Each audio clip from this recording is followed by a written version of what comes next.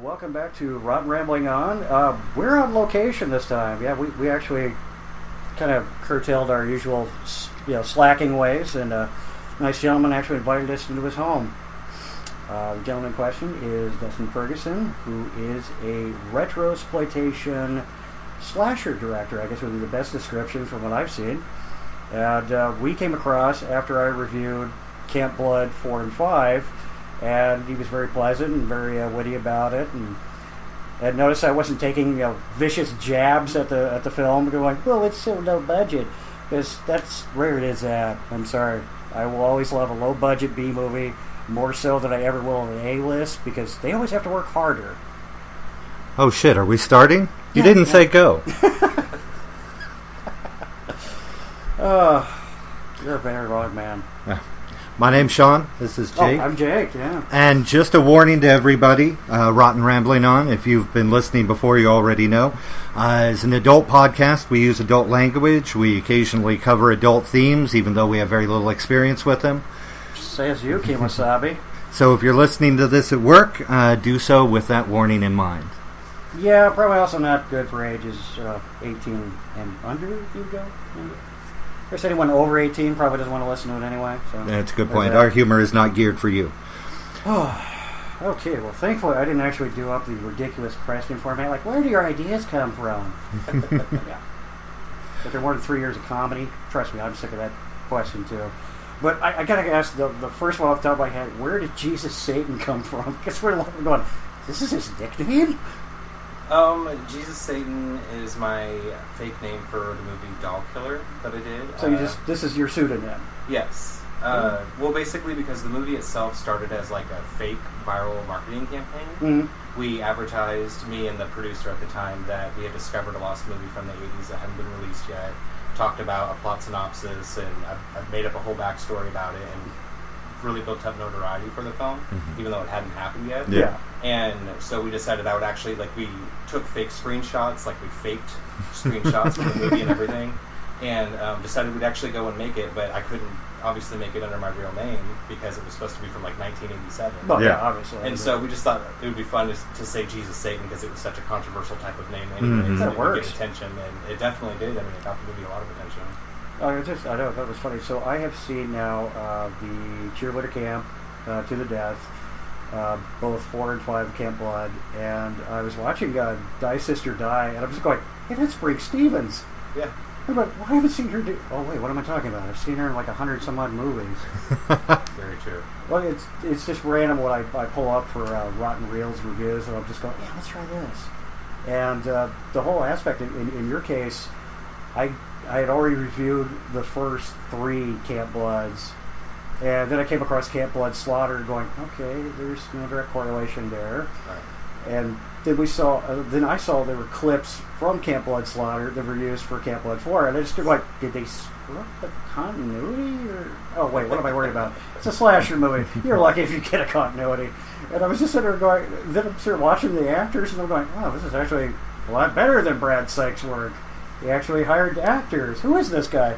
I just started looking up from there. Well, first of all, it's very kind of you to say. It's interesting. The reason that First Slaughter exists is because, I don't know how much research you did into the whole backstory, but David Sterling and Brad Sykes kind of split ways. Yeah, they had just kind of gone off. Yeah, and so Brad Sykes made his own part 3 called Within the Woods, and then... Which I've seen. Yeah, David Sterling made First Slaughter. So they're both Camp They're Blood both 3. Camp Blood 3, just by different people. Okay. And so since I was hired by David Sterling to do sequels, mine had to be sequels to First Slaughter. Makes sense.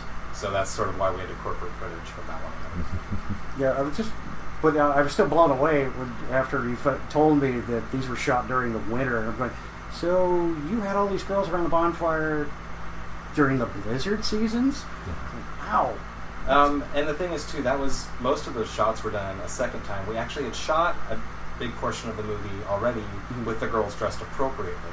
Right. And when the producer saw the footage, he wasn't happy and said, we're going to mix the film if you don't redo this with them wearing next to nothing. And I'm like, do you understand this? Son, we got to sell it with Teddy. Yeah. I mean, and that's basically what he said. And so we actually had to have a meeting together with the actors, and we're like, look, we've gone this far, we're so close, we're going to have to redo some scenes, you guys are going to have to get slutty, I'm super sorry, but we got to do it for the movie. And everybody was super down to do it. They understood. It's not, nobody, had to do anything out of line. It was just look a little sluttier and make it look like you're a little warmer than you are. And it wasn't, and again, you didn't do obligatory nudity either. You had one topless scene throughout it, and you're going, which was a request of the producer. We got it in and got it out. So. Yeah. I'm going to say that's not bad, though. But again, you actually have to find someone of that mentality because, somebody else might be watching this. Could be a family member, so on. Well, and with low-budget films... backlash. Oh, yeah. Well, the thing is with low-budget films, you need to have... they always tell you in the first 5 minutes of the movie you have to have a sex scene or an extreme death because when movies go streaming or on pay-per-view, you usually get to see the first few minutes for free before you decide to buy it. And that's what sells the film. So if you look at all of these low-budget slasher movies, within the first 5 minutes, every time, never fails, a death scene and or a sex scene. Yeah, actually, I was looking at just going through my backlist of ones that I had seen. I was sort of going, okay, so you could take anything from like David Hess's movies, like Last House on the Left, Hitchhike, House on the Edge of the Park. I'm thinking his daughters never got to see any of his filmography. I'm just looking at that going, yeah, he had to direct in All a Good Night. And I'm sitting there going, there is a lot of nudity in that. And I'm going, I can't imagine them throwing that. Oh, thanks, Dad. Yeah, what a great way to exploit. That's not fair. I mean, for every concerned father out there, there's a Jessica Simpson's dad who's going, those are some great titties you got right there. Yeah. Get them out there. Just put a little shine. Can you put a little shine on things? Yes. Yeah. I know, but it's that kind of level. But, I was actually looking, oddly enough, Amazon has your almost entire alumni of film. About 2/3 of it. Yeah, I was sitting there going, what? There's Turn, there's the Black Tree, Horror, there's the sequels. I'm just like, oh, this is wild. I was just sitting there going, hey, this like Amazon Prime finally came in handy. For sure. Like, hey, I can just rent this. All right, there.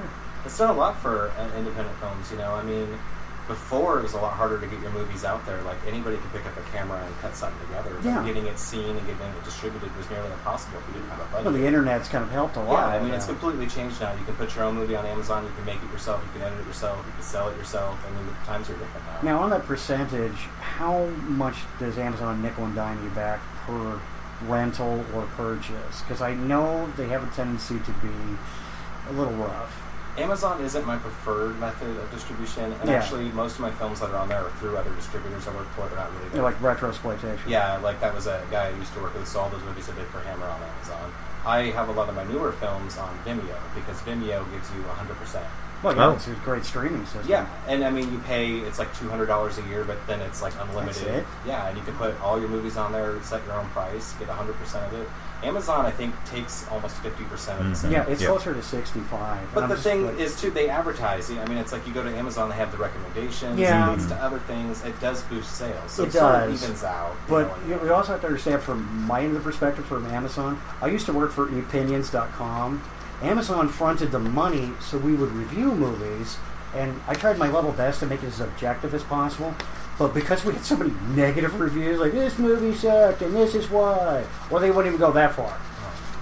They finally had pulled the plug after, I think almost 12 years they had that on. Oh, wow. And I had a friend of mine that was just doing these reviews, and he finally just decided to become I guess, lack of a better term, internet personality. And he just said, I had over 600 movies I've already reviewed, so I type them up, throw in a few jokes in between them, because then I've just been recording them for the last 8 years. I was just like, again, it's that level of distribution. You don't know what's going to sell. Yep. So I kind of have to bring it back to a bigger picture a little bit. Bum, bum, bum. Why horror? Why slasher flicks? Why the genre that you chose? Technically a subgenre. Oh, technically. Well, that's debatable. Yeah, I agree. I think, I'm a fan. Everybody that has seen any of my work can figure that out. I grew up collecting horror movies, like about 5,000 of them right now. I've seen a lot. I think that where it all came from sort of was just wanting the old style of movies to keep going. Because I feel like towards the end of the 90s into the 2000s, horror as a genre really changed post-Scream. I mean, everything got, self-realized and witty and smart and hip, and it really changed everything. And I think that while they're fun and like big-budget Hollywood movies, are fun to go see, they're not like campy anymore. They don't have spirit. They're not even remotely creepy anymore. Well, the people that make them don't really want to. They're not there to make it. They're there to make money. I mean, that's why the genre exists. It's a huge moneymaker. But then there's the select few of us that do it just because we want to have a fun movie to watch later, and that's really why I do it. Well, I kind of think it all kind of went downhill between the MPAA and, I don't know, I'd like to say like Friday the 13th Part 5 is where they just start putting such a stranglehold. Well, they dominate the genre. Yeah, I mean, people think that it's like they have to answer to the MPAA. Even though you're allowed to release your movie without a rating, nobody will because theaters won't release movies without it. Yeah, for some reason the non-rating, with the exception of, like, I guess the drive-ins back in the 70s, and as you notice, there's not quite too many of those floating around. But, I thought that was kind of... Now, I understand you were trying to put money together to make a drive-in?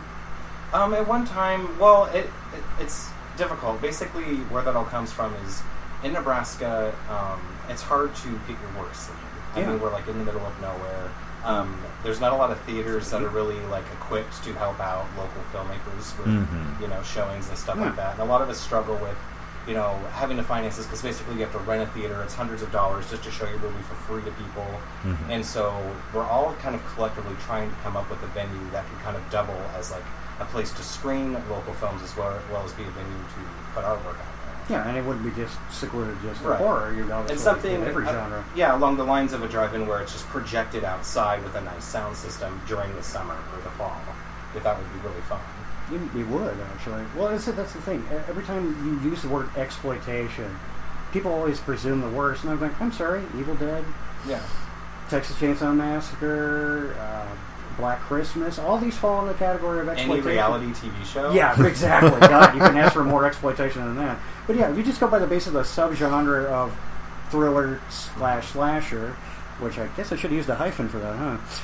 Yeah, because that makes sense in that. Yeah, exactly. But no, it just seems like they get the worst end of the stick, and you're going, look, this story was maybe it was simplistic, maybe it was a view on how lax the security of that insane asylum was, but it's always a really simple process that gets the ball rolling, and you get to see some really cool gore gags. Well, a lot of it, I think, is just the nudity that's associated with the horror genre. People tend to lump it together with porn, especially like in the 70s and 80s when exploitation was really big.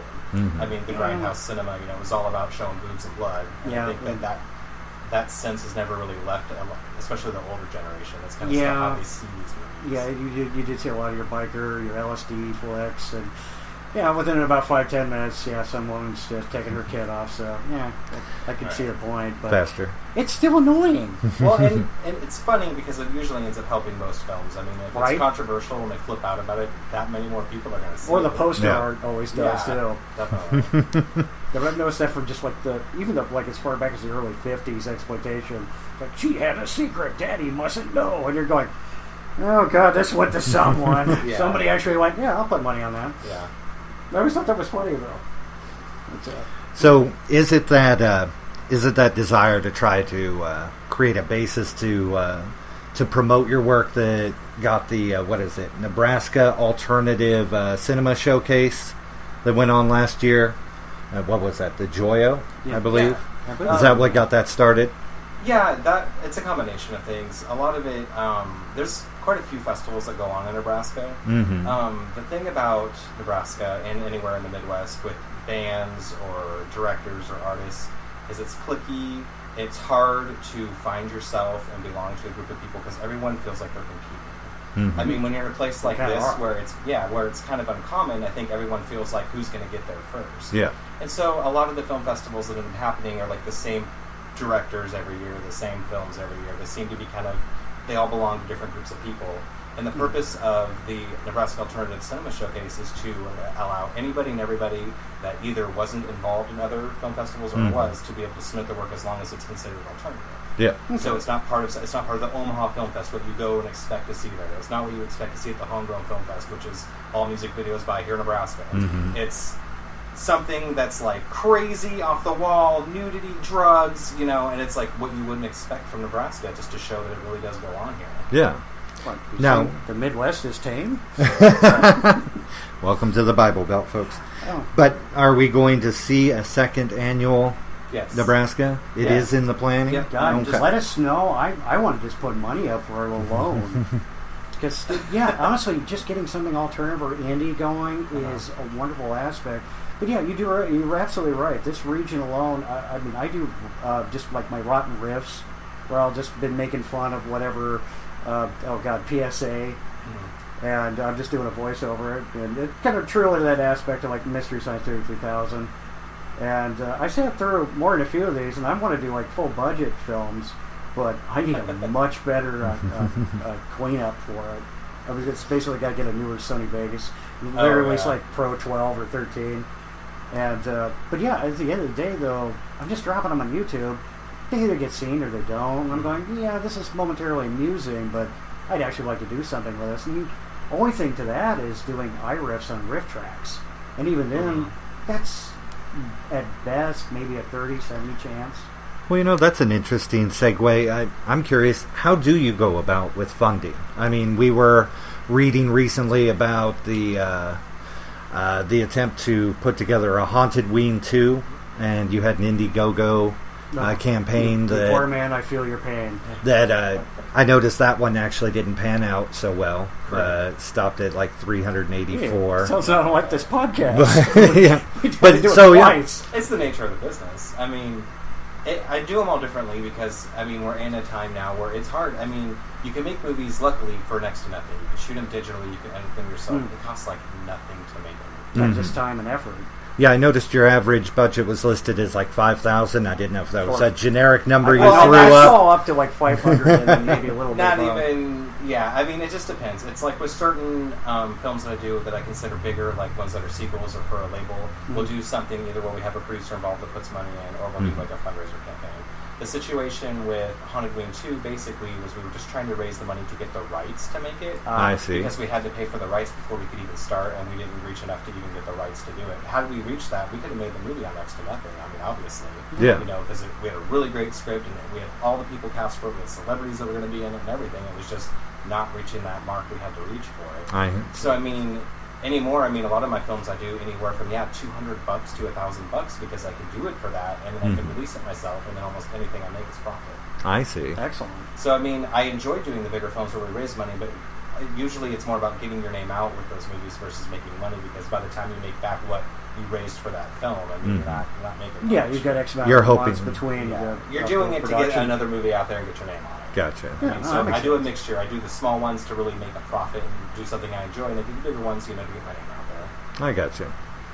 Yeah, well, I've noticed like some of the feels and the vibes that I got from it. The cheerleader camp kind of had a bloody pom-poms feel to it, and I'm going, oh, but this is different. There's actually more violence versus Teddy. Yeah. Which, if you watch the original one, you're going, okay, there's 3 like Playboy Playmates. Yeah, it's literally, you could clock it every 5 minutes. I'm watching about 30 minutes into this and going, so there's going to be maybe another death scene sometime? This is a horror film, right? I do remember seeing that. But we have Leif Garrett in it, so it could go either way. Well, it was made for Showtime and Cinemax. I mean, that's the market, at that time in 1987. Those were how the movies were. Yeah. It was just kind of amusing, though. So I'm watching this, and I'm going, oh, he's actually doing the violence. Oh, okay, well, this is different. But I immediately recognized Ari Levin, and I just started laughing. Going, oh my god, they gave him the creepy caretaker role. Like, this is great. Yeah, it was awesome working with him. I mean, he's the original Jason Voorhees. He is a twisted man and a pretty damn decent magician, but you're just going, so you've just kind of done whatever the hell you felt like and made a career out of it. That's actually kind of astounding. Well, it's funny because, I mean, a lot of people ride that line, and it goes with any of the older celebrities where they sort of make a career out of what they've done in the past. Yeah. I mean, there's celebrities that go to cons and they make a whole career off of being, in Sleepaway Camp or I Spit on Your Grave. And he's really intelligently made a living off of being the first Jason by having his own band based on it, being in movies just because of it, going to conventions. His website was set up for that very thing too. It's got all the T-shirts, and I'm going, okay, that's not bad. I mean, I'm sure Paramount Pictures might not be thrilled about it, but that's kind of a gray area. At the same time, it's like, he's the first Jason. They're going to let him do it. Yeah, it's kind of a gray area on that. I love how Paramount always held its nose to the Friday the 13th franchise. When it was the biggest money-making franchise. Exactly, and on for next to no budget. Yeah. I'm just saying, the first one was no more than like $200,000, and they had to go all over the country just to get some fundraising. It clears $37 million. Yeah. And I'm going, yeah, I'd say that's a hell of a payback there, Paramount. So suck Definitely. it up. But it is. It's a lucrative business, for sure. Yeah, but for some reason, horror always gets spit on. It's like you never see it in the awards. You occasionally. I look at it as like being in the closet. It's sort of like a lot more people obviously are watching it that will admit it because they do so well and make so much money, and it's never going to go away. There's always going to be the people that are vocal about it, but when you also compare it to, like, if you go to a bad restaurant or something, you're going to be vocal about it. But if you go and enjoy your experience at a restaurant, you're not going to tell anybody. Exactly. So you're only ever going to hear the negative anyways. So I think that because there's such polarized reactions to horror usually, you really only ever hear the negative. I know. I just always thought that was absurd, though. But, the biggest aspect is, because I was laughing at this less than about 2 months ago, I was watching the original Silent Night, Bloody Night, this very obscure, and how much of that was Technicolor and how much was that in black and white? Because there's like 3 or 4 different prints of it. And multiple titles. So I'm going, you're going to link this as a sequel? Wow, how? Well, I think the movie itself is actually in color, but there's just some really bad prints that look like monochrome. I mean, that's because it's a public domain movie, it hasn't. It's seen better days. So I guess as far as doing copyright, you didn't have any problem though with being free domain. I mean, I guess I don't have to worry. I was hired to do it by New Wave Pictures, I mean, it's like it's proven to be public domain. The thing is, there was a remake of it actually that the UK did. Yeah, I saw it was like Homecoming. Yeah. I did watch it. I'm not a huge fan of it, but I made a point to not watch it until after I had made my film. So I wasn't wise call. Anyway. Yes. Well, and ours is drastically different from after seeing that one. I mean, the remake is a remake of the original. We turned the story into like a killer Santa Claus. I just had that great vibe. Which is good and bad. I mean, people that are hardcore fans of the original didn't like the trailers because of it. They're like, a killer Santa Claus that's not in the original. That's Silent Night, Deadly Night. Yeah, well, exactly. And for that reason, people kept calling it a Silent Night, Deadly Night sequel. Yeah. But we actually have a really fun way of working it into a slasher film in part 2 that opens it up for a sequel and can create a whole franchise out of it. Yeah, it's really more for marketability because if you look at the first movie, it's not the 70s anymore. Pop boilers don't sell. I mean, if they don't have jump scares, they don't have a slasher film. It's just not going to go after. The only way we could bring it back and make it relevant is to make it a slasher type of film. And you have to really increase the pace now. Right. Anymore. It's kind of hard to bring out a storyline that way, though. Well, we did a lot. We have a lot of love for the original. I'd say like 20% of the movie's flashbacks from part 1. We really closely tied it to the original out of respect, but then also wanted to make it something that would be exciting for like teenagers today to watch, and not be like this bore fest Silent Night, Bloody Night from 1974. We wanted to make it I realized that is kind of difficult on its own. Yeah. But I thought that was hilarious that you went time period. I love the fact that everyone actually got their hair styled specifically for that. But that's great that he actually had this level of detail. Because you see when people try to do timepieces and they try to have the cars, and they try to have the clothes, they try to have the music, and you're going, close. No, trust me, I'm a kid of the latter 70s. I had to see these horrible hairdos. And that was the biggest issue I had with it. But I started watching it, and I'm just going, this is a popcorn movie. I'm like, I'm enjoying myself. And the girlfriend's like, what are you watching? Because I got my headphones on. I'm like, Silent Night, Bloody Night 2, Revival. I thought you already saw that. I said, no, I saw the first one. She goes, when did the sequel come out? 2013. That's it's kind of a leap. I was like, 40 years. 42 years, whatever. It was. It's just kind of funny. I don't know how she puts up with some of the films I watch. And I had to sit through Thanksgiving. Yeah, it's the films you watch are the things we all wonder how she puts up with. Right? Some of the movies I'm just sitting there going, look, I got a request. I'm just going to run with it. So, I've noticed this kind of local alumni you're building up. So you've got, help me on that. Is that Skylar Craig? Skylar Craig. Okay. Because I'm saying, you throw a Y in there and a U and Eric Moyer. And, what's that? Jenny... Caroline, that's right. And, yes, I guess you would know. And notice the producer, and what are your primary writers? Joe Kleiser's, Kleiser? Is that pronounced? Kleiser? John Kleiser. Damn, I can't pronounce for the damn today. But I've just noticed how you seem to manage to keep them back into the projects. I was just wondering, do they ever have other gigs? Is this really... Is there a lot of wheeling and dealing to get them back into it, or not? Well, we're basically kind of doing the way they did it back in the day, with the do-it-yourself filmmaking, like what John Waters did. Him and his friends and the group of people he knew would do it all together and stay in it together and rise together. Yeah. And I mean, we're all coming from a grassroots sort of upbringing here in Lincoln, Nebraska. None of us had done this before. We all started doing it together, and it's sort of become a thing now where, with my films, people, like the fans of my films, expect to see Brianna and Skylar and Jimmy anymore. It's like if they're not there, they're missing. And so I've what's going on here? Right. I mean, I'm doing the whole mentality where I'm trying to create screen queens, I'm trying to create a following and a fan base, and do something kind of outside of what most Nebraska filmmakers try and do. I think a lot of people hear it's about getting your movie on Netflix or getting it into a big film festival. Yeah. And it's like, you know, you can There's go a about lot it a more lot to different. it than that. Yeah, it's like, first of all, yeah, there's a lot you have to know. It's all about who you know in the business. It's about how much you've done. It's about the people you've worked with.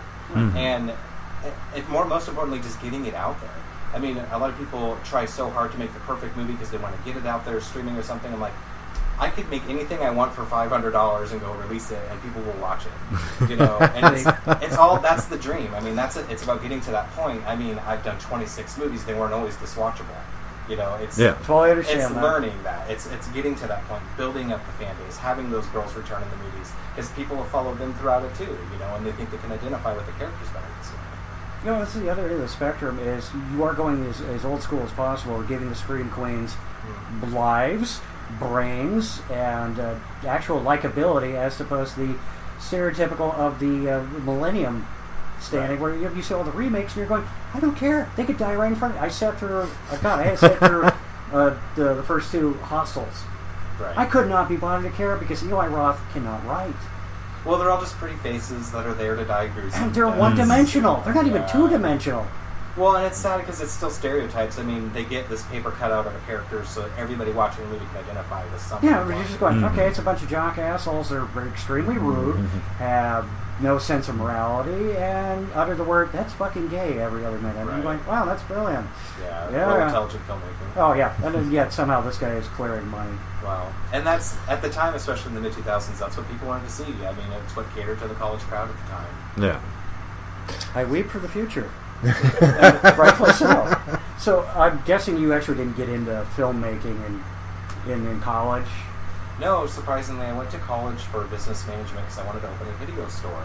But the year I graduated was the year they were all closing. Yep. It was horrible. So, oh, no. Yeah. Basically, I used my business management degree to create my own distribution and production. Now, see, that's better. I mean, I've got an English degree, and I really haven't done dick with it. Well, I mean, that's the thing. I know people on the film courses and people in audio courses, they don't actually do anything. It's like they learn the theory. They collectively go and make something at the end. But it's like, I just went out and made something really horrible once. You know, and then you learn from that. Yeah, and that's honestly, trial by error is not bad. Well, it's true. And there's I can't remember who said it. It was a great quote that you're going to hate the first thing you do. You're going to hate the second. You're going to hate the fifth, the sixth, about the seventh or eighth. Yeah. Actually, that kind of sounds like Jim Butcher. No, actually, that's why I love some of these guys that are so candid. Mostly, it's just the guys that grew up in the Midwest. Kevin Sorbo's from Minnesota. Jim Butcher is hailing from Missouri, and these guys are so candid. Go, Jim Butcher goes, look, you're going to hate about the first 12 things you write. Then you'll go back and you'll start to clip from each one of them. Yeah. And then you'll build something so much better that people will convince this was your first time running. Oh, you're a maverick. You're going to take it by storm. Right. And Sorbo's comment was really dead on. He goes, you cannot be in my business where I'm both a producer and probably the lead actor and be a dick. Because nobody will work with you. Exactly. And that's, he goes, you're probably not paying anybody, so you need to be nice to them. He goes, you take on this whole Orson Welles attitude without the financial backing, you're screwed. No one will work with you. No, I worked with a director who did low-budget films once in another state, and I mean, he would scream at his actors, and I'm like, why are you doing this? They're crying. They're going to, leave. He's like, Scorsese yelled at their actors. I'm like, this is like a $200 budget movie. It's like, dude, you're doing a story about vampire bikini women. Right. Trust me, this is not Scorsese. Yeah. I mean, you just got to be realistic. I approach all my movies with, it's like a party. I mean, I make them fun. We have montages. We go cool places. Everybody knows each other. We all work together. So it's like something people enjoy doing if they're not necessarily making much money on it. Yeah. It's not like something stressful or they're going to have to go through something they don't want to do. It's like we make it as fun as possible. So then it's also like a big party when it's over. We get to enjoy the film together. And look back on it as sort of like our memory of it. I was looking at your VHS, I'm like, I recognize all these titles because I have seen my documentary collection. Oh, very good. So is it that is it that love or that desire to want to be a video manager that led you to do the what was it called, Shock Cinema? Yeah. That I saw that was out, which beautiful. We were talking about the artwork on the boxes, by the way, just absolutely beautiful. Which I understand Marcus is also a regular in all of your movies. Yeah, well, he was. He actually lives in Texas now. He moved a couple years ago, but it was about 2 years ago. I was doing Shop Cinema, and he did the artwork for all of those. Yeah, it's sort of a throwback to the things. Yeah, I was looking at the covers for Blood 4 and 5, and just going, even if you didn't find the story or the synopsis interesting, you're going to stare at this cover because that's this why work the is covers gorgeous. were made. The covers were designed before the movies in fear of them not selling, which is something that's smart if you're a low-budget producer. You're going to do something that's going to sell based on the artwork. Yeah, that's kind of the whole Jim Wynorski and Roger Corman route. Like, hey, let's put the big-titted girl on it. I mean, it's a girl's ass on part 5. That's like on the cover of one of my movies. Is a girl's that will sell. Yeah. There was an ass there? I saw a clown. I don't remember. Oh, son of a bitch. There was an ass. There was a lot of ass. Okay. Yeah, but at the same time, I could just hear that from the from the documentary or the behind-the-scenes stuff he had going. I'm going, I love this grain effect that he's going for the screen. I would say it looks like it's purely Grindhouse, or as low budget as you could get. And I'm going, it almost looks like a 16 millimeter converted to 35 millimeter. I'm just going, this is great. I'm having a blast with these. Like, I'm not going to get bored anytime soon, because after seeing X amount of horror films over the years, I'm a little disgusted. I'm like, oh my god, this is actually something different. It was just kind of a nice throwback. I was like, good. Well, we just try and have fun with it. I'm not trying to pretend that I can make outstanding award-winning movies. I mean, I make them on little to no money. Mm-hmm. So the idea is to have fun doing it and build an audience. And I basically try and live the dream. Sell the movies, make some money. I mean, and that's I tell a lot of people this too. I didn't really set out to be a low-budget filmmaker. I don't think anybody does. No. Mm-hmm. It just sort of ends up that way, But I've learned to embrace it. And sort of looking back on my films, I see the pattern where it's like almost every movie has a walk in the park, kids smoking at a party. Mm-hmm. It's like I already have my staples in my films. I didn't even realize I did. And it's nothing really extensively. No, it's just if people see a lot of them, they're going to be like, wait a minute, they're drinking and going to fall off in the... What will happen to them in the woods? Yeah. Somebody in a mask will stab them. This is the other thing. Shopping montage. What's going to happen next? That was the other thing I absolutely loved. Did you got Wetworks FX doing your work? And I'm going, I know these guys because they hit all the... They teach all the new standing for whatever, haunted houses. Mm-hmm. Like, this is how you do an IFAC. This is how you do a slash throat. And I'm sitting there talking to them, and I cannot believe I did not make the correlation because they brought up one of your films, and I was like, no, it's not getting in. Oh, right. And then I start going, I get that a lot. It was hilarious because I have IMDb Pro, so they go through all the anal retentiveness of who you worked with. And I went, oh, I know these guys. So they worked with Dustin. Okay. I'm going to have to look up more of this. And just, it was hilarious. So it's kind of nice to see local artists just working. Oh, yeah. Well, Wetworks has always been really good to me. They're very talented people, obviously. And they work with anybody's budget, too. Yeah.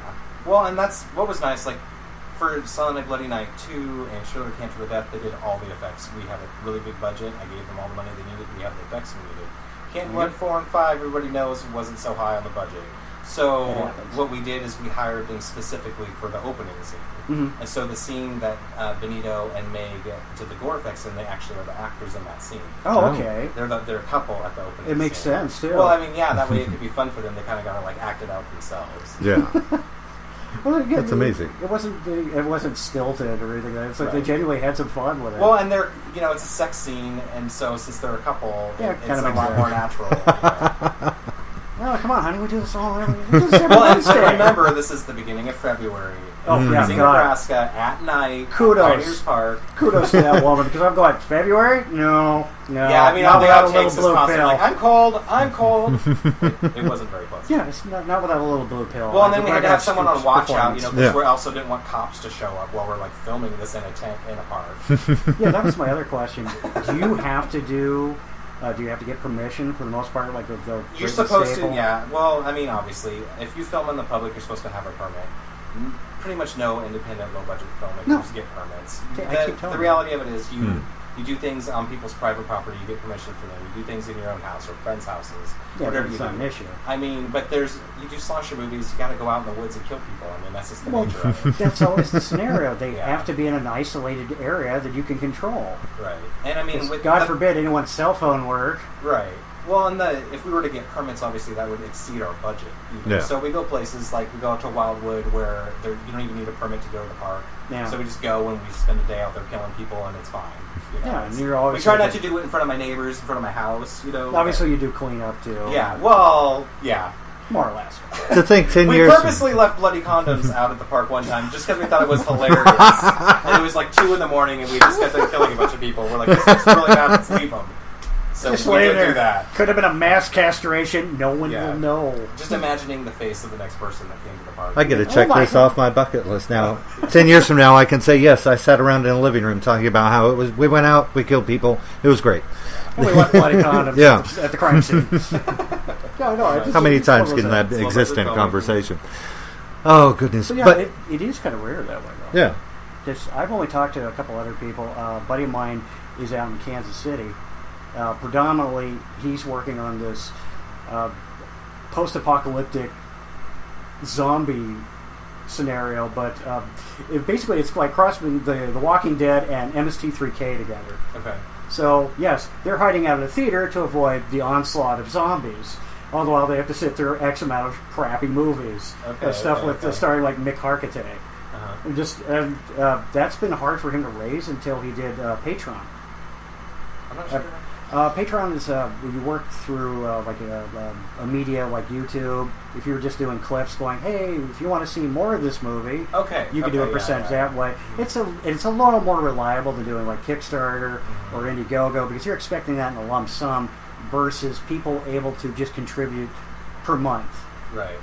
And it's just kind of a little more something else for your fans. Facebook meets crowdfunding is what that is. Yeah, it really is. It's really innovative, actually. And while people sit there and sneer at them, going, it's not a bad idea. Well, yeah, because you're not funding a project, you're funding a person at that point. Or you're funding multiple projects. Well, only people that want to see you do it are going to give you money anyway. Yeah, exactly. Yeah. And this is just another route for them to do that. I was like, I can't make it to the bank. I got my credit card here, though. Right. And it's a great idea in that respect. But, I've noticed that the more that is required of the indie films, that you just end up saving props throughout it. Yeah. Because you can't help it. But, of course, some things like the prop knives and whatnot, that can easily go away. Well, we actually have, it's sort of an inside joke. We have this knife that has been in every single movie I've made since the second film I made. And we actually have a name for it. It's called Johnny Depth. Oh, no.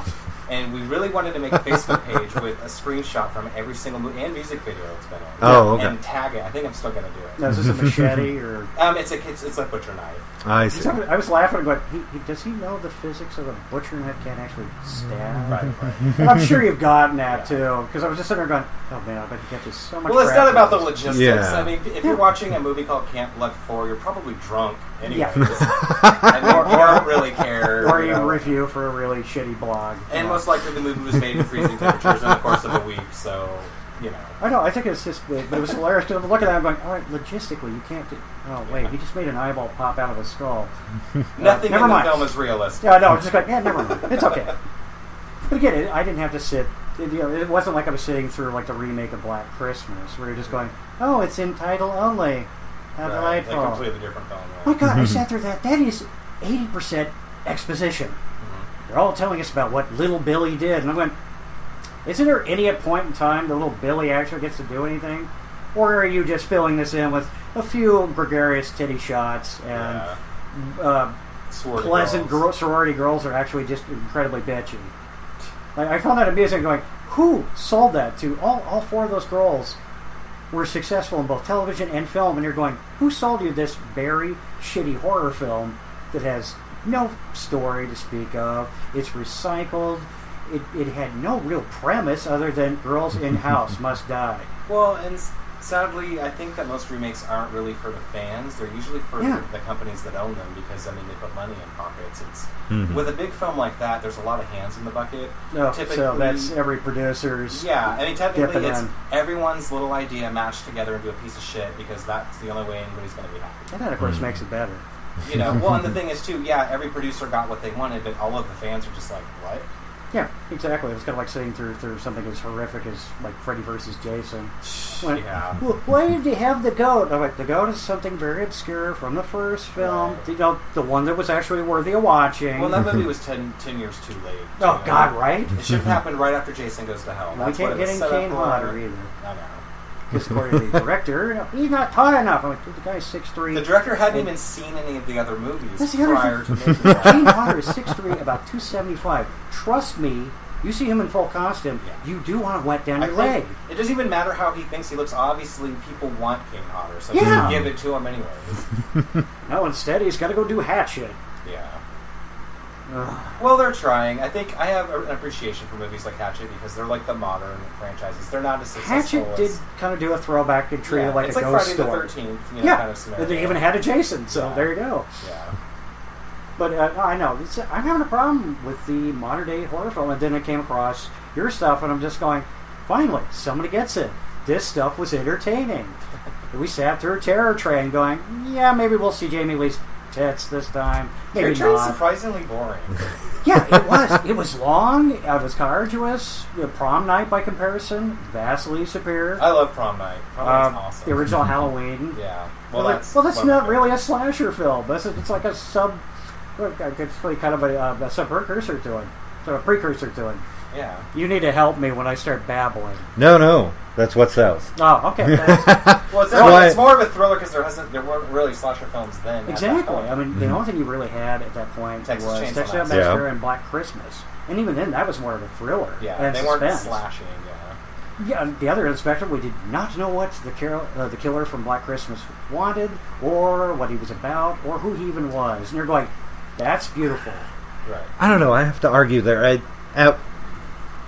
When they went in to create Texas Chainsaw Massacre, the original Texas Chainsaw Massacre, was the director really going in thinking that he was creating a slasher flick? No. That's my problem. No, He wanted with to make Lumpy, a though. documentary Yeah. film. Yeah, it's just a Exactly. low-budget exploitation film. They had all these desperate aspects.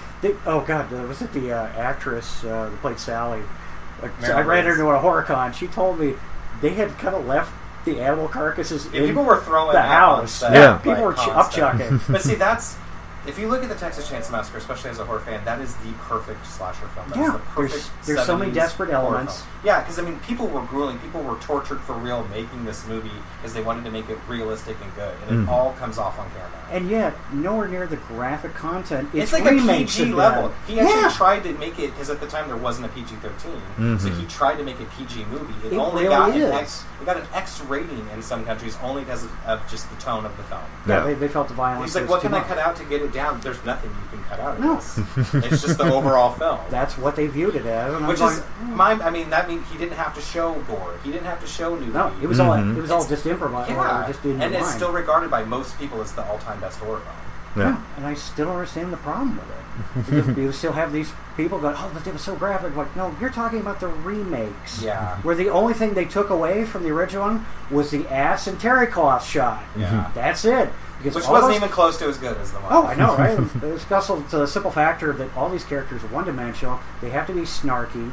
They And have they're to from be hit WB TV postmodern shows. and ironic. Yes, or the WB children.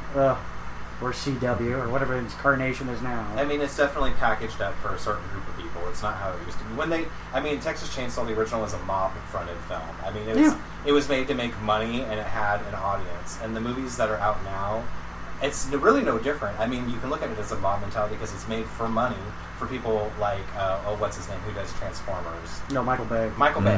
I mean, he was behind He's just producing this time. Yeah, it's all about money, so they don't care. They get the biggest stars in it. They get all the types of scenes people want to see, the characters they're going to identify with. They don't really care about making a good, scary movie. That's not what it's That's about. kind of depressing. I know. Like, you can produce a good film with a with an even limited budget, and folks that just genuinely have the drive and ambition to do it. Right. That's why why you have to have a genuine passion for it, because it shows. Yeah. A Michael Bay movie you watch, you know he doesn't care about horror. But then you watch, I mean, like a movie I make, obviously I'm a fan. Yeah. You know, like I'm homaging things from obscure 70s slasher movies. Oh, God, You're yeah, not gonna no, I'm find sitting there that. going, The Shape. Oh, Yeah. can't imagine where I heard that from. Right. I was just laughing. I'm going, okay, so you were of the subscribing, loving Scott Spiegel, Sam Raimi. Because that is very difficult for me to walk away. I try to watch Army of Darkness now, and I'm like, nope, still love the first two more. I'm one of those people that doesn't like Army of Darkness. I don't. No. I really don't. No. Well, because he's too competent. Yeah, well, and it completely changed genres. It's not. Yeah. I mean, Evil Dead 1 and 2 are horror films, and Army of it's Darkness just a big is splatter fantasy. fest. Yeah. It's a lot different. But yeah, you watch Army of Darkness, going, oh, Dino De Laurentiis. That means we're going to have a lot of action. Yeah, exactly. Explosions. That's what Dino De Laurentiis did. He usually got men, lathered up in whatever scented oil and gave them a broadsword, and off they went. Yep. Which I'm sure that's fine for some people. They always have Eastman camera too. Yep. So they're like, wow, this 35mm always got this fisheye lens. But it's classic now. I mean, like, if you watch like Halloween 1 and 2, they're the only ones, other than H2O, I think, that are in cinema still. Yeah, that's true. They're the only ones that retain that cinematic. Yeah, it's like Steve Miner just saw what Carpenter did and went, yeah, I'm going to do that. Yeah. The only problem I have with that is Steve Miner kind of got booted out of his own director's chair, and Carpenter threw in some more obligatory titties and some more graphic death scenes and went, okay, now you're good. And then walks off afterwards. You're like, you're producing. You're not directing. That's bullshit, sir. Well, the funny thing is, if you look at it back now, like Friday the 13th to Halloween is like the mockbuster. We have all these movies that come out now that are like the rip-off versions of movies. That's really all that was then. It was designed to cash in on the success. Oh, then of course you get the more obscure stuff like Home for the Holidays. Which I love, but made for TV. I just love the fact that Jake Steinberg, this massive beast of a man who has been working out since he was like 13. Injecting PCP in his right in his tongue. And of course, he didn't kill the annoying little mime quick enough for me. He was like, just take his head. Cut his head off, put it under the turkey dinner table. That'd be great. God. I would have loved that. I would have laughed profusely. But yeah, I just got so sick of some of these films, and they're going, I know it's in my job description to be reviewing some of these, but... And I've got plenty of fans like, oh, could you review this movie? And I put one big nix. It's kind of mean, but I just don't want to do any more trauma movies. I'm going, come on. I'm like, first, there's low budget, and then there's just low brow. Well, and then there's just low taste. Yeah, definitely. I'm going, would you have actually brought Kevin Smith's films up to a higher plateau? Congratulations, Lloyd Kaufman. It's crap. And again, I'm not disparaging Smith. It's just the simple factor going, he knows where his money sells. It's dick and fart jokes. And it's fine. Well, in Trauma... And it has evolved a little, but the traumas are... Both Trauma and Full Moon, sadly, I think have changed a lot over the years. Full Moon. Well, I mean, exactly. It's like, if you look at the early stuff, you look at Toxic Avenger from Trauma, obviously it's a classic series, but almost everything else that has been total crap. Yeah. And if you look at Full Moon, it's Puppet Master and Demonic Toys. Puppet Master 1 through 5. Everything else is total crap. Yep. Yeah, it's Puppet Master 1 through 5, the subspecies. Right. Well, and I think that stops at 3, though. It was kind of iffy on 4. There's like 3 or 4 of them, yeah. There's 4 of them, sadly. It's just, it's fizzled out, It's not how it used to be. And they're trying, I get what they're doing, like, Charlie Band is trying really hard, I think, to convert with this revolution to be digital and stuff like that, but the stuff has gone so downhill, because it's all for money now. It's not, they were having fun, you could tell in the early 90s, making Puppet Master 2. I mean, for God's sakes, Full Moon bought that castle. Yeah, they have shot in Italy. Multiple movies in Romania. I'm just going, hey, let's just keep doing this. Yeah. And I thought it was absolutely hilarious. Going, wait a minute, that's the Frankenstein cat. That's also subspecies. Yeah. Oh my God, you guys are so... Well, at least you're actually using the castle. I'll give you that. It's not a really cheesy backdrop where I can see it starting to lean. But yeah, I just thought that was funny. And you're absolutely right, because after like 95, it's just kind of trickled down. It changed, it's like nobody likes this formula anymore. Yeah. It's just nice to see it coming back. Well, someone's got to do it. Well, yeah, but it's like you are like one of the few indies that are actually doing it anymore.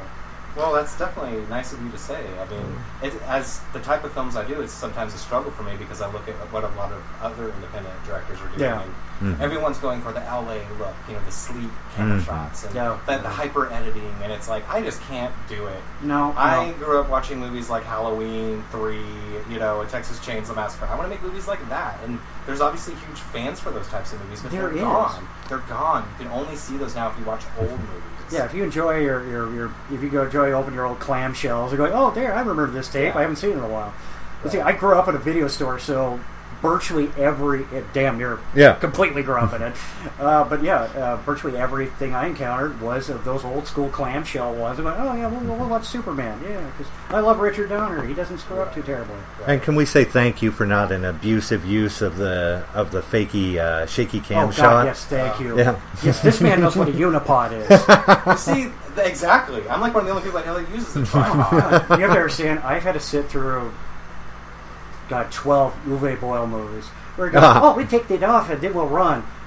I have photophobia and I suffer from migraines. These are not good combos for watching a movie. I don't give a damn how far away you are from the screen. Right. I'm just going, I better get over this thing quick. Just keep writing notes.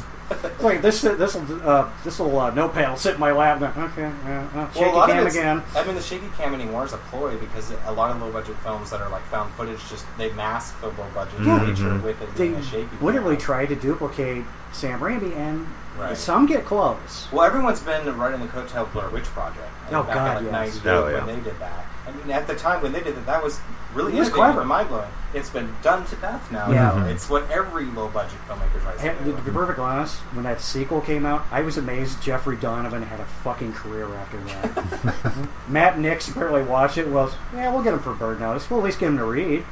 I'm like, you got that job in spite of that fucking movie? Oh! There was nothing. The sequel was really bad. It was poorly edited. It had no real course. It was trying to be Memento and failed. Yeah. And I'm just sitting there watching this going, is this going to get better? Oh, good. More obligatory Teddy. Okay, good. Yeah. Because I felt that was lacking in the last 20 minutes. Didn't that one go straight to video? Oh, yeah. Okay. Oh, no. We use the term direct to DVD now. Yeah, direct to DVD. Yeah. God. Not to knock the films that go direct to DVD. There have been some very good ones. Plenty of. I know a few good directors that put their stuff direct to DVD. I just started laughing, so I'm on Retrosploitation. I turned to my girlfriend and go, look, honey, I think he's even got the old clamshells. Yeah. I haven't seen those in ages. It's like, remember when you had video stores? Yeah, a lot of them. Those are all mine got released on clamshells. See, that's great. I'm sitting there going, it's like, we're hitting here after I get payday. It's like, I'm picking these up.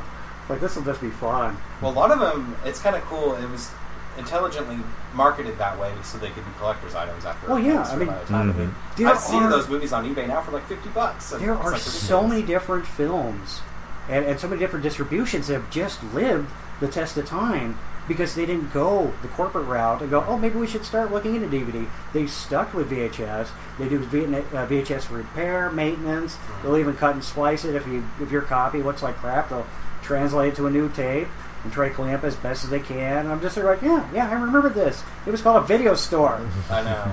And now we have to go to a specialized website that will handle it. And we're going, there's kids I've talked to that have never been to a video store. Yeah. And it's like almost every summer still I get depressed because my childhood was every summer going to the video store. God, right? Oh, yeah. There was so depressing now when I drive by the old ones that are like a workout center now. Yeah. Going, look, that was Blockbuster. Yeah. Oh, God, I have such good memory. I remember it was hanging out in a video store, literally just walking down the aisles, you and I going, saw that. Do you remember that? Yeah. You remember this great memory from this, looking at this cover? We eventually got around to renting something. And that's when Blockbuster dude introduced us to Boondock Saints for the very first time. Never heard of it, never seen. We saw nothing on it. No previews, no promos. Mm-hmm. I don't know where they dropped the ball on that, but I didn't see anything. And I have a lot of magazine subscriptions, and I'm going, nothing? It was a sleeper hit. It was very advertised well at all. But again, it's not one that just caught everyone off guard. Yeah. And if you didn't love it for William Dafoe, I don't know what the fuck you were watching. Sean Patrick Flannery, great. It's like, William Dafoe's character is fucking excellent. It's like, he's the linchpin of this film. Yeah. All right, so I have to put you on the spot. We've talked a lot about the stuff other people have done that you liked and that, actually, we've liked a lot too. Yeah. But what would be the thing that you would love to make? What is your white whale? What's your wet dream of a film that you want to put in the can someday? Yes. I think you meant great. What's that fantasy project that you have? I can't say that there's one specific film. Okay. I would say that Well, I grew up on a lot of sequels. Like, I love franchises. I love I slasher noticed sequels. that about your... So, if a project is a sequel or a remake of something, and I have the ability to add my touch and bring something to the series, then I'm usually about that. Probably then my dream ones would be something like if I got to do a Friday the 13th. Oh, if yeah. I got to do a Texas Chainsaw Massacre, because being such a fan that I am, and the types of movies that I do, had given a budget to do something like that. Oh, God. Yeah. I mean... So obviously you've put some thought into it. What is your personal touch you bring to a Friday the 13th? Or the successful ones are the first ones that came out that were very basic and done on the low budget.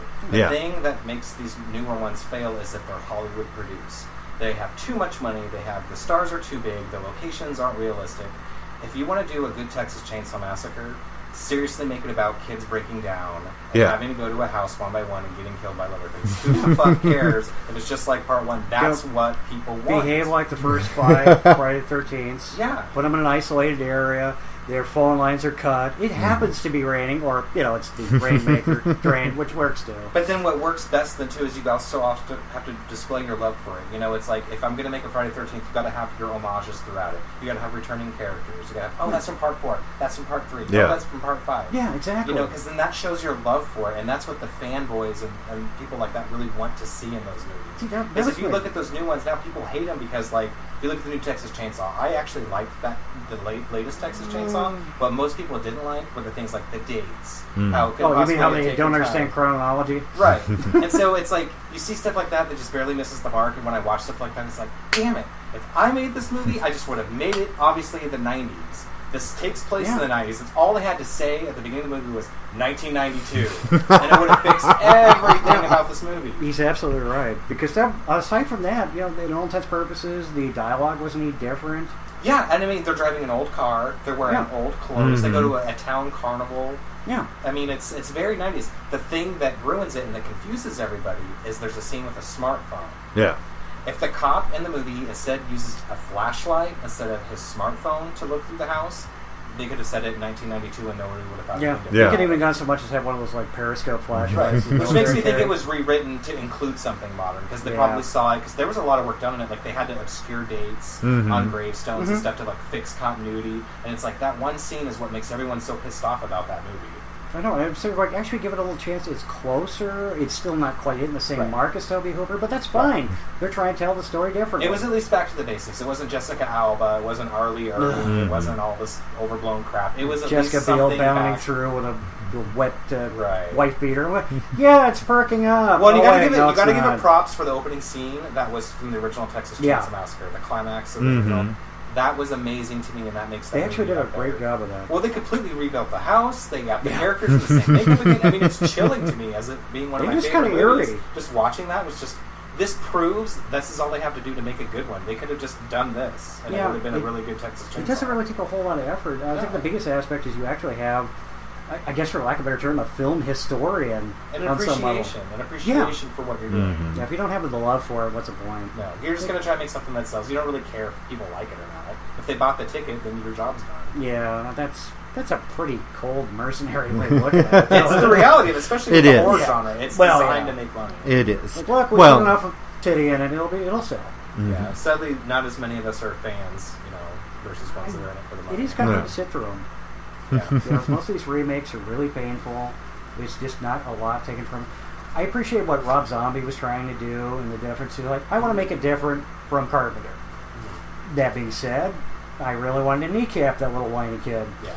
Like, oh, I see why you're a monster, because you won't stop screaming every 12 minutes, and everybody in your life that's male is an asshole. Well, curious enough, they all have the Rob Zombie beard. Yeah, exactly. But that was kind of bizarre. And Halloween, the remake was really upsetting for me because I'm a huge Rob Zombie fan. Anything he did prior to Hubble Deluxe and everything before, I think is like gold.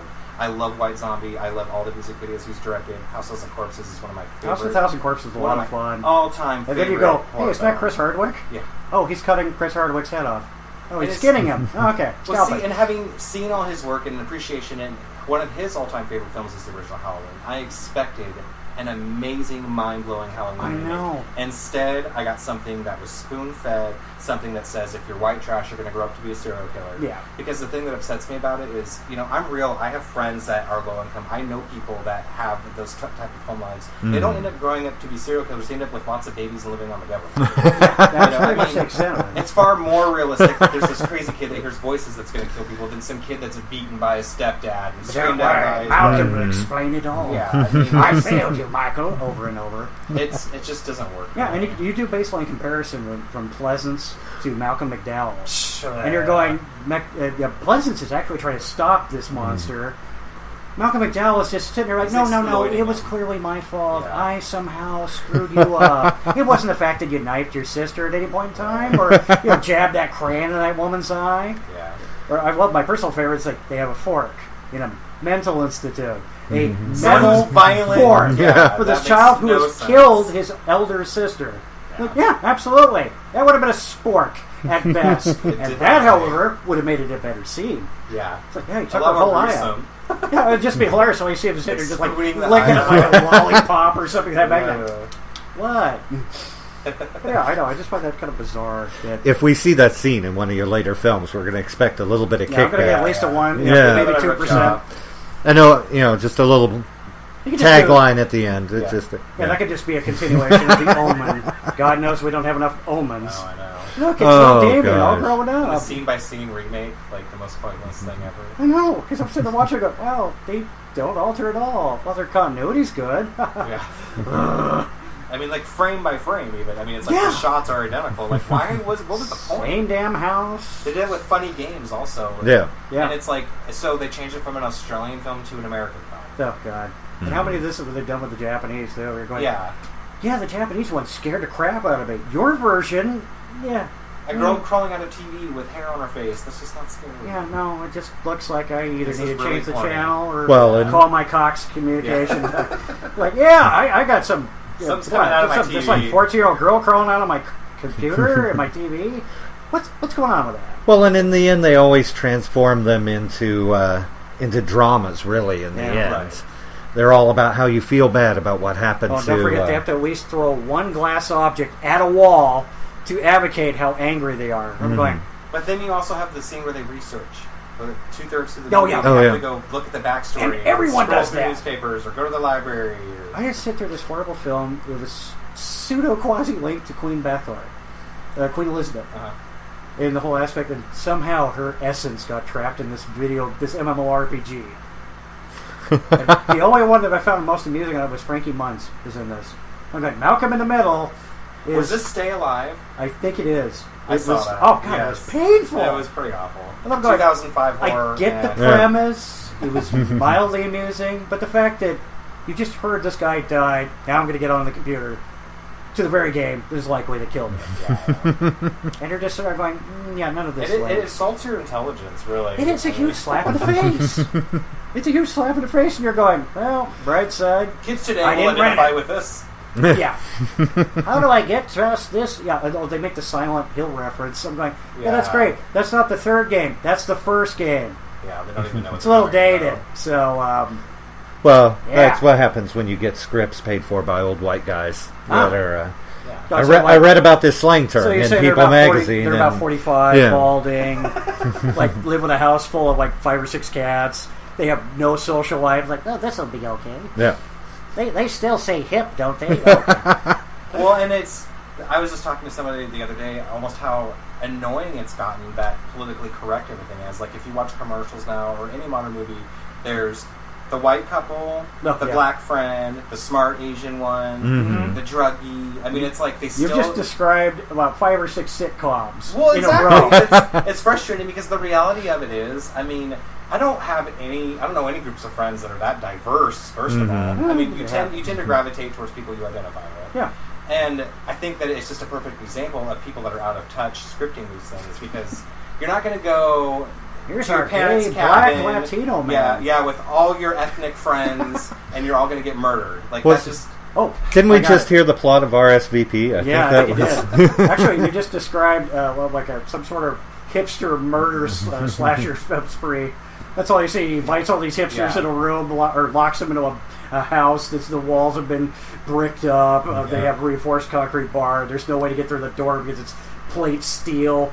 And so they all get drunk and sleep together. Yeah, exactly. Yeah. And then they'll just randomly disappear throughout the night.